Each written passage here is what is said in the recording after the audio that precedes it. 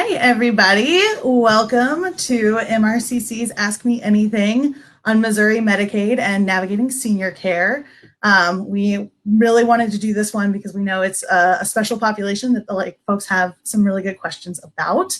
I want to invite you, if you are not already, to like and follow the Missouri Rural Crisis Center page. As well as those for our experts here. We are dropping some links to social media for their groups for Thriving Aging Coach and Aspire Counseling. And I will introduce these lovely ladies in just a second. I want to say a quick thank you to Janie Blair, my colleague behind the scenes, who's pulling all of this off for us. And for those who don't know me, my name is Dina. I'm the healthcare organizer at Missouri Rural Crisis Center. So this is our senior care Ask Me Anything. We have Christie Lero over here on the right. She is a licensed clinical social worker and a clinical social worker in gerontology. She works in private practice at Aspire Counseling in Columbia, Missouri, and is a hospice and palliative care social worker with Compassus Hospice. And in addition to that, she is a researcher in the Department of Family and Community Medicine at the University of Missouri. So she's just too much free time. Christie has worked in hospice and palliative care with older adults for 6 years now, and has done a lot with assisting individuals, their families, and caretakers with navigating Medicare and Medicaid in Missouri, and particularly around issues with dementia and end of life. So we are thrilled to have Christie. And our other expert here is Janie Shelburn. She is the owner and founder of Como Senior Care here also in Columbia. It is a geriatric care management practice that was founded in 2018. She's got over a decade of experience working with adults in care coordination roles. So that's everything from like mental health and low-income housing to nursing homes, looking at long-term care, rehab, admissions. She is passionate about connecting people with resources and knowledge and the support that they need to live their best lives for the rest of their lives, which I love that. And so we are thrilled to have both of you here. If folks have any questions, go ahead and type them into the chat. We'll get to as many as we can.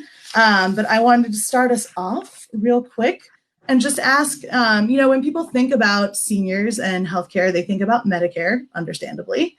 But we know that, 8% of our Medicaid population is seniors. So I don't know which one of you wants to go first. I know you both have a lot of context on this, but what kind of is the role that Medicaid plays?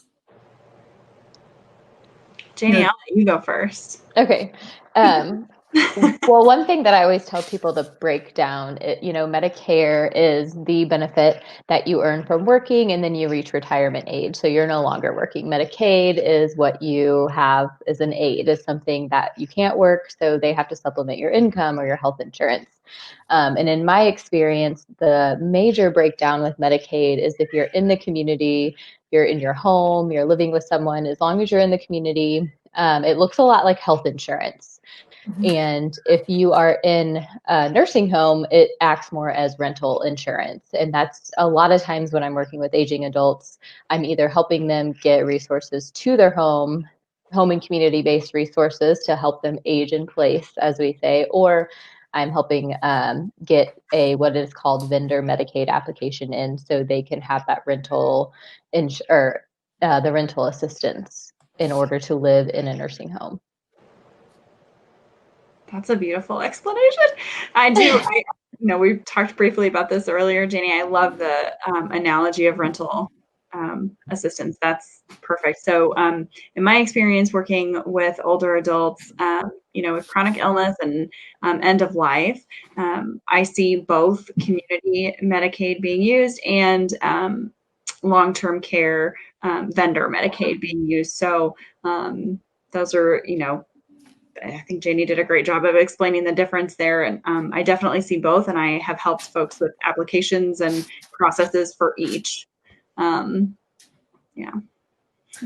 So I think one thing we talked about as we were getting ready to come on here is that you two have very different experiences with folks. And so Janie, you work with folks in a little bit more of a proactive sense, and they have a little bit more time for planning. So if you have that sort of approach and you're thinking about it now, one thing we've heard from folks is people have our generation, the first time they touch Medicaid often is with their family, with their parents, trying to navigate that.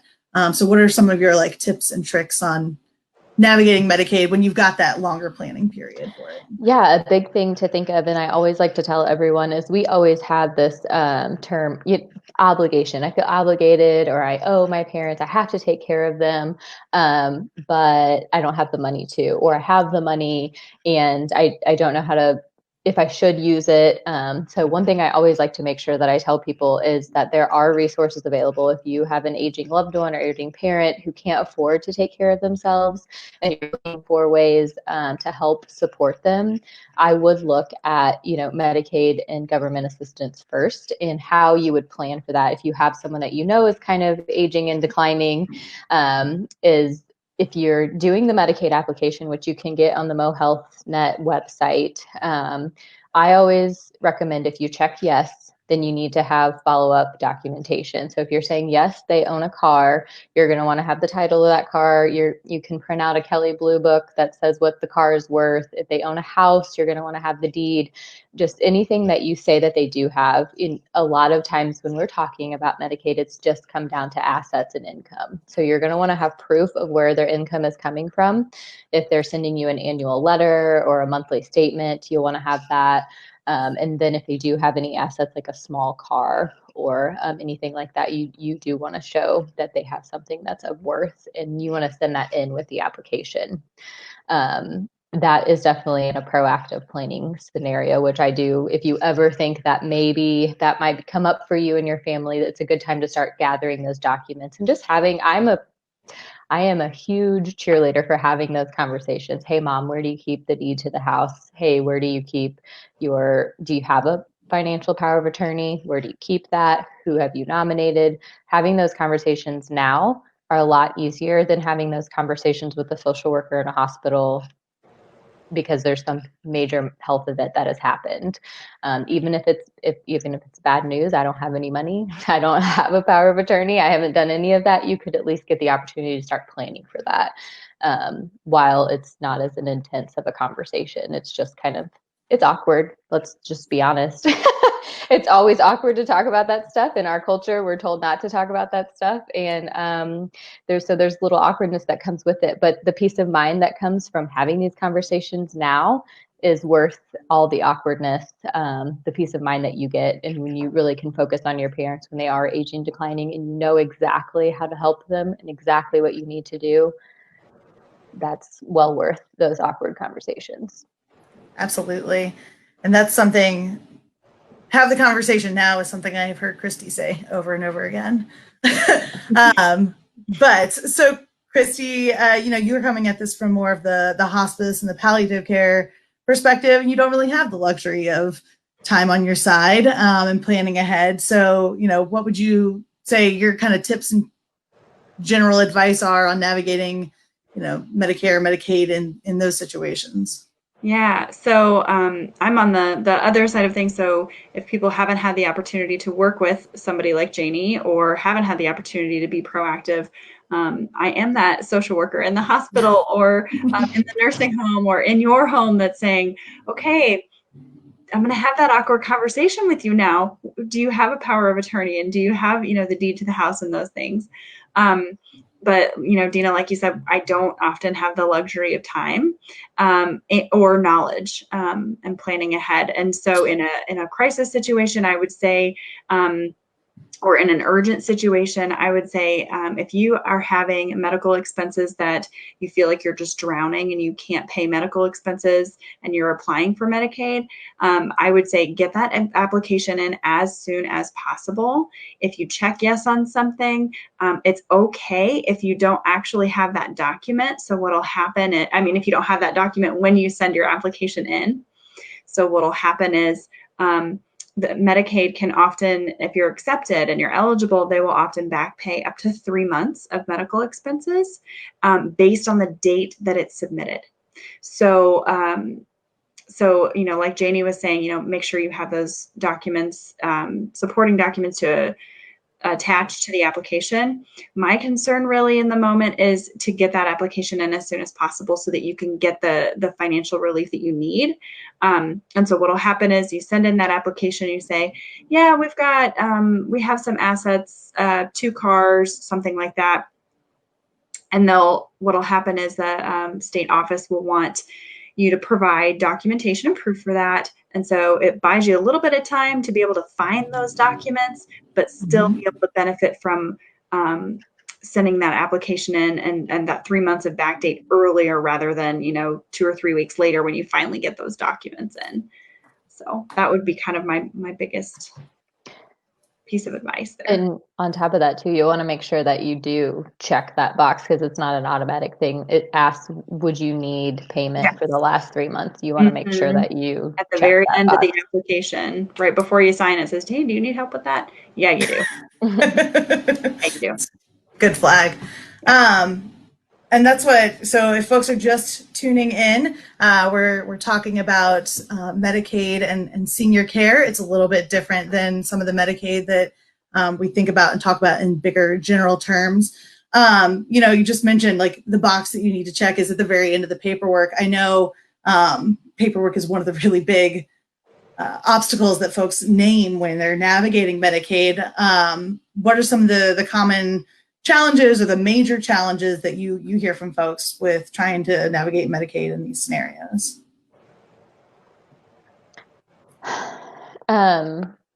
What I have noticed, and when we're not in a pandemic, I usually always recommend going to the office, especially here in Columbia. We are blessed and we have an office, and you can, sometimes there's some wait time involved. But I think talking to someone who looks at applications all day, every day is really, really important, and finding that person within the office that you can call, that you can ask questions to. Sometimes it is somebody who is kind of in more of a frontline position. Sometimes it's a supervisor. I always am telling people to find your cheerleader in whatever organization you're working with, whether it's Medicaid or any kind of benefit. Find the person who's going to answer your questions and continually ask that question. Who could I talk to about this? Who's the best person to talk to about this? Even the people within the organization, they know, the person who, oh, you need to talk to Janie. She'll help you with this. She'll let you know, or she came up with a checklist and will have everything that you need to know. I would continue to use your time most effectively, finding the person who is willingly answering your questions and is using your time most effectively. And I have found that people struggle with technology, uploading things, different websites that aren't communicating. There is an online in Missouri, there's an online forum where you can apply and you can upload things, but call me old school. I do work with aging adults, so I appreciate in person, but I do recommend going in person and talking to someone. If that's not possible, because there's a pandemic, I would recommend finding someone that you can talk to and someone who at least makes himself available, even if you have to make an appointment. Now, don't expect that at 4:43 you can just talk to someone and pick their ear. Making an appointment is always respectful and making sure that you have their entire attention. But find your cheerleader, or if you can, go in person and show them what you have and talk to them about what you're struggling with. Yeah, I think that's great advice. And, I would add to that to find your village, your folks of support out in the community too. Who might be able to help you locate those documents. And the biggest piece of advice I think that I would give is anyone that you talk to that you find particularly helpful, write their name down and their phone number and say, hey, if I do have questions, can I call you back about this? So most people are really helpful and they want to talk you through this process. Everybody knows that this can be a daunting process. And so I would suggest that each person that you talk to kind of keep a log of, oh, I talked to Janie on this day, and I remember she said, this. Okay, did I do that? And kind of make a checklist that way. And then that way you can kind of backtrack and see, have you missed a step? Is there somebody else that, maybe you're missing a little piece of information there? That's a really good. I was just going to add too, I love that you said to find your village too. I know everyone watching this has access to Facebook. There are a lot of Facebook groups that are for caregivers, for people who just put their parents on hospice. You know, you can find a Facebook group for almost anything. And I'm in a lot of those groups to kind of help. You'll find that there are professionals and people who are going through the same thing. So I wouldn't discount Facebook as a resource. Always be careful of who you're listening to. If it's someone who's negative all the time, they're going to give you negative information. And, you know, I always try to identify myself. Hey, I'm a geriatric care manager. Here's what I think you should do. So make sure that make sure they're in the same state as you, especially when it comes to Medicaid. Find people who are giving you valid information, but I wouldn't discount Facebook as a phenomenal resource, both for support. Sometimes you just need the support, the information, yes, but sometimes it's so nice to just talk to someone else who's like, man, I'm struggling with this too. Oh yeah. I'm here with you. Take an X amount of time for somebody to get back to me about this. Oh, really? That's not the record. Here's the record. Yeah, exactly. There's something to be said about that. Mm-hmm. Yeah. Feeling solidarity there. Yeah. So we have a question in from Angie. So what does the average person's transition to long-term care look like? And how are the expenses paid? When does Medicaid kick in? Janie might be able to throw that. Yeah, so you have to be in a nursing home to apply for vendor Medicaid. What you can do is apply for Medicaid in the community and then get approved. And that takes about 90 days. It can take up to 90 days. So if you apply for that in the community, then when you move into a nursing home, you would just tell them that you have community Medicaid, and then they send in a form that switches it to vendor Medicaid. And how that works is the person who's moving into the nursing home gives their entire income to the nursing home, except for $50. They can keep $50 a month. $5 now. Oh, we've gotten a raise. $55 for expenses, which the nursing home should be providing most of what they need. But, people want a new shirt. People like this kind of shampoo. That sort of thing is what the $55 is for. So once they've transitioned in, they start giving their income. And that's why I call it a rental assistance program, because there is a set room rate that every state has come in. They've assessed the nursing home and they've said, we'll give you this amount of money for this type of room. And that's a set amount. And so you're paying what you can pay, and then the state's making up the difference between what you can pay and what they've been deemed as their room rate. So they're making up that difference. So it really genuinely is a rental assistance program. You're paying what you can and they're making up the difference. So, and a lot of times you will get into a nursing home faster if you tell them that you're working on the Medicaid application, or if you have a Medicaid approved.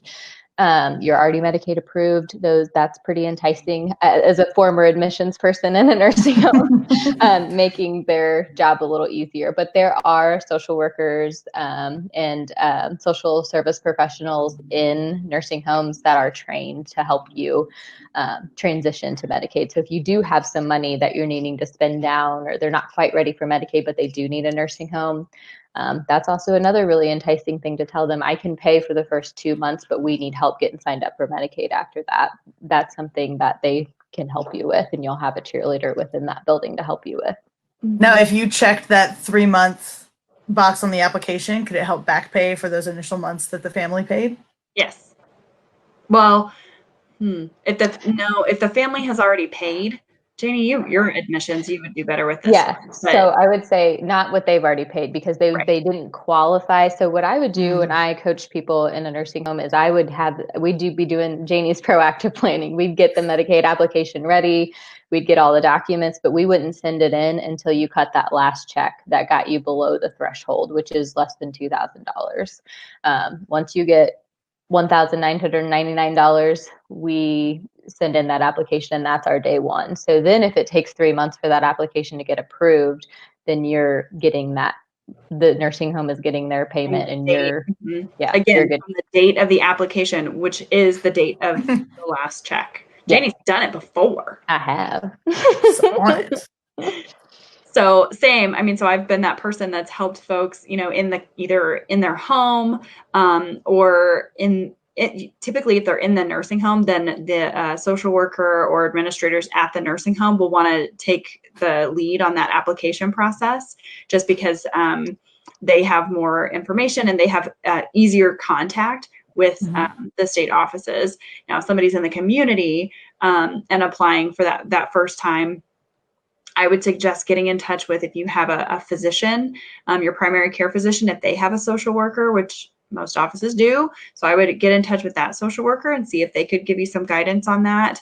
If you are a part, or your loved one is a part of a hospice or a palliative care team, a social worker is a part of that team. So the social worker will be able to help at least walk you through the process. Now, they can't like gather the documents or anything, but I'm like Janie, I'm old school. I prefer to just fax things in, or I'll not email them in. I won't scan it into the website, but I will email to very specific emails. So if you have a social worker that, has that knowledge base and that connection, that's helpful. But yeah, the transition from, long-term care from the community, like Janie said, it's so much easier, and it's much more enticing if you're looking to get into a nursing home or into a care facility. It's much more enticing for them if they know that you've already started that process. Yeah. And I didn't, I think as an outside perspective, the room rate that's set by the state, that almost seems a little bit of a disadvantage to me, because I would imagine statewide, there's probably a pretty wide fluctuation in what those costs are from rural areas. I don't think there's much of a difference in the state. So the state set room rate is going to be different than if you just came to a nursing home and said, I want to pay out of pocket, I'm writing you a check today. That's going to be a different room rate than what the state room rate. And I think there's like $2 or $3 difference a day. And in what the state sets, but like this facility versus this facility isn't going to be that much of a difference. So when you're looking at facilities and you're looking at room rates, the numbers that they give you are the daily rate. And so you'll want to be sure to kind of do the math on that. There's 30 days, 31 days in a month. So you'll want to be sure to kind of do the math on that too. That was my only. That's a good point. We have a new question in here. Does Social Security count as income under Medicaid, and is it applied to the income cap? So yes, it's included in as income. And then as far as that, there's two different answers to that, because in the community, there is an income cap, and if you don't qualify, then you can do what is called a spend down, where that means you pay a certain amount of money until you qualify for Medicaid, then they pick it up. So that is considered as part of your income. Now, in vendor Medicaid, the only reason why you're in, and this is in a nursing home as a reminder, vendor Medicaid is a nursing home Medicaid. Your income isn't so much as is considered, because your income goes to the nursing home. So if you have Social Security and you have retirement and you have an annuity that's paying you out, those are all things that you're going to report. And if that equals $3,000, but the room rate's $5,000, they're paying that extra $2,000. So it doesn't matter in a nursing home as much. In the community, it does. That's something that I hear a lot from folks is I don't want to go to a nursing home because they're going to take my Social Security. So yes, it's not that they're taking your Social Security, it's that that's your income. And so the income goes towards the rent, which I'm super going to use that. So the income goes towards the, the rent portion. Yeah. And I just think language is important with that too. And I know it sounds really corny, but it is, because this is a great program that Medicaid has. Nursing homes cost a lot of money, and some of us can't afford that. And so it really is an assistance program, so you can get the care that you need. If you were to pay someone privately an hourly rate, that $1,200 or whatever your Social Security income is going to get used up really quickly, and you're not going to have all the needs met. When you need a nursing home, you need 24-hour care, you need a nurse, you need someone helping you get to the bathroom, you need someone prepping your meals. And if you can imagine paying for that out of pocket, it's going to be a lot more than most Social Security income. So it really is a beautiful program that we have in place, that you're able to give what you have to get, all of this care that would normally not be afforded to you. And I know, so you mentioned briefly earlier the golden standard, the idea of aging in place. I know it's a lot more complicated than it seems. I wondered if either of you had anything you wanted to say about, how Medicaid can support those structures if the rest of the systems are in place. Yeah, aging in place, I think gold standard is a good way to put it. Of course, we all want to be at home in our own space, around our own things, with our own family, and all of that. This is where I think if that's really your goal, is to age in place, then I'm 100% going to echo what Janie has said about being proactive and planning for those events, being aware of where your documents are, so that when you do need to apply for Medicaid, if you do, or if you already have Medicaid and you have to, because you've got to, they review all of your information to make sure that you still are eligible regularly. And so to making sure that you're on top of that documentation and you've got everything you need there, that I think is really important. In terms of community-based programs, a lot of the programs that we do, Central Missouri Area Agency on Aging, longest name ever, great services. But they offer a really wide range of services, and a lot of those community-based services are paid through Medicaid programs. So if you qualify for Medicaid, you can really do there, like Janie said, there's lots of resources out there for, transportation assistance, for, Meals on Wheels, which is meal prepping. There's even in-home care services that Medicaid can help pay for. And so I think being involved and being proactive in terms of what you've got for your community-based services, Medicaid is incredibly helpful in that way as well. Absolutely. And at the Area Agency on Aging, which I think they've changed their name to Aging Best now here in Missouri, they also have case management. Yeah, I'm a private geriatric care manager, so but they have, it's a public paid part of the program where they do an assessment and connect you to the resources that you're eligible for based on your income. And anyone can benefit from that.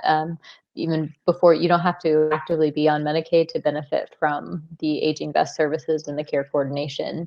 So yeah, it really just is the proactive planning and lifestyle, making sure that you're planning for staying active. If objects in motion stay in motion. I say that all the time. So you have to do some lifestyle planning on top of the making sure that you are having difficult conversations with your family, voicing your needs. Some of these things, they sound really corny and they sound, simple on the outside, but they're actually very difficult. Lifestyle can be difficult. Having conversations can be difficult. Learning to voice your needs and accept help can be very difficult, but I would highlight those 3 things as the top 3 things to actually implement if you want to age in place and age in your home successfully. And I would add to that to notice any changes within yourself. Like if things used to be easier. I could reach the top shelf last week, but now I'm going to move my coffee down to the next shelf because it's easier for me to reach and I don't have to hurt my back or something like that. Just kind of keeping track of any changes or adaptations that you have to make to your own lifestyle. I think that can be a good indicator that, maybe some extra help wouldn't be so bad. And then, starting the longer the earlier you start getting help and asking for things that you need, the easier it gets and the more comfortable you get with the people that are providing those services. So it doesn't feel like a stranger all the time. So you're not kind of starting over every time. It's more of a social thing. Mm-hmm. And there are village. Yeah. And there are waivers that you can get to pay your family members to take care of you, to allow that level of comfortability. So, yeah, we have a lot of caretakers are on Medicaid themselves. As they wind up, it's a full-time job, as we know. Well, I don't want to take too much of your time. I appreciate both of you. I want to point out that we have included in the comments links to blogs from both Christie, and from Janie. And do you want to say a little bit about them? I know they can search a bunch of different topics to look at the resources there. Certainly tips and tricks on Medicaid, as well as, grieving and bereavement and other wonderful topics. And Janie gives out all this hot tip free advice in some of her social media handles and things. So make sure you follow along with those to stay up to date. But thank you both so much for joining. Thanks for having us. Yeah.